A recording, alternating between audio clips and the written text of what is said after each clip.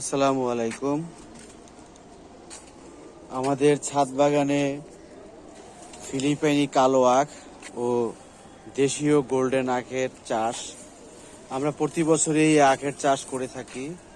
আলহামদুলিল্লাহ 2026-এর জন্য এবারও চাষ করেছি এবং আমাদের আখের বর্তমান অবস্থা আলহামদুলিল্লাহ এই পর্যায়ে চলে এসেছে। আমার মনে হচ্ছে এবারে আমরা যে পদ্ধতিতে চাষ করেছি সে পদ্ধতিটি হলো স্ট্রেট লাইন পদ্ধতি। শুধু একটা লাইনেই এই পদ্ধতিতে দেওয়া হয়েছে এবং এতে আমার মনে হয় বিগত বছরের সকল ফলনের চাইতে এবারের ফলন ইনশাল্লাহ অনেক বেশি ভালো হবে এবং আশানুরূপ হবে। আপনারা চাইলে ছাদ বাগানে এভাবে আখের চাষ করতে পারেন।